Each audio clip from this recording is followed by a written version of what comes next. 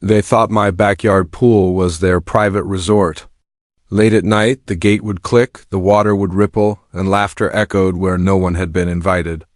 When I finally caught them, the HOA president herself and her circle of friends lounging like they owned the place, I knew a warning wouldn't stop them. Their smug smiles that night were the last mistake they'd ever make. When I bought this house, all I wanted was peace and a little luxury. A private pool, tall hedges, and a quiet cul-de-sac promised exactly that. Yes, there was an HOA, but the rules looked harmless: trim the lawn, hide the trash bins, nothing I couldn't handle. The first neighbor to greet me was Karen, the HOA president. Early 50s, sharp eyes behind perfect makeup, clipboard always in hand. She asked far too many questions about the pool depth, fencing, even water chemistry, as if filing a mental inspection report. I chalked it up to nosiness and stayed polite. For a while, life was perfect.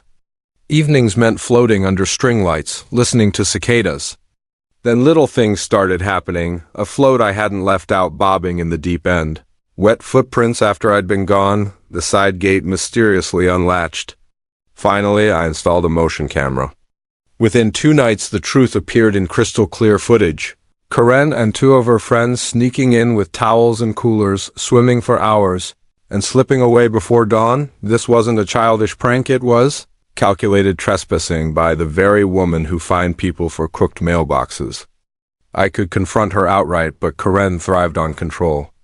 If I wanted this to stop, I needed a plan that used her arrogance against her. I kept quiet and upgraded security, brighter lights, more cameras, a silent gate alarm. Karen had no idea I was watching as she continued her late-night visits, sometimes wearing big hats and carrying coolers like it was a private club. Then the retaliation began. A letter accused me of excessive water usage, hinting at fines. Another cited my new security lights as an unauthorized modification. Each claim was bogus, but it proved she sensed a threat. Instead of arguing, I documented everything: utility bills, meter readings, every camera clip.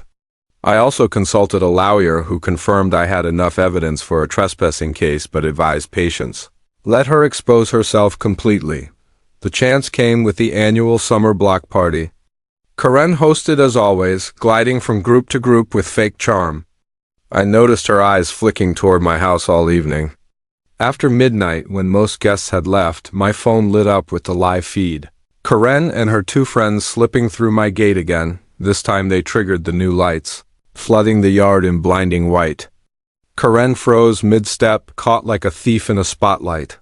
They scrambled out, unaware my lawyer already had the footage in real time. The next morning, I emailed the entire HOA board with the evidence-clear video, timestamps, and a polite but firm complaint. The neighborhood grapevine did the rest. That evening, the board called an emergency meeting. Neighbors packed the clubhouse, buzzing with rumors. Karen arrived late, pale but trying to look composed. When questioned, she claimed she'd been checking safety compliance, but everyone had already seen the videos of her laughing poolside with drinks in hand. I calmly placed printed stills on the table, each frame stamped with dates and times. The room erupted in whispers. Board members fired questions. Why was the gate locked if she was inspecting? Why the false fines about my lights and water usage? Then a uniformed officer entered to confirm a formal trespassing report had been filed. No arrests, just a statement of fact. The sight of that badge ended any defense Karen had left. The board immediately voted her out as president. Neighbors who'd endured years of petty fines actually applauded. Karen left without a word, her friends trailing behind like defeated shadows. The neighborhood changed almost overnight. A new president suspended bogus fines and reviewed every bylaw Karen had abused. My security lights stayed. Karen's house went dark, curtains drawn.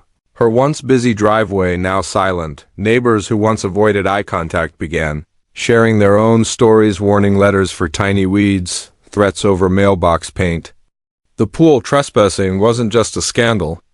It was the spark that exposed years of petty control. As for me, my backyard finally feels like what I paid for, private, peaceful, and entirely mine. Some evenings I still hear faint echoes of laughter, but now it's the sound of neighbors enjoying their freedom, not Karen and her entitled friends.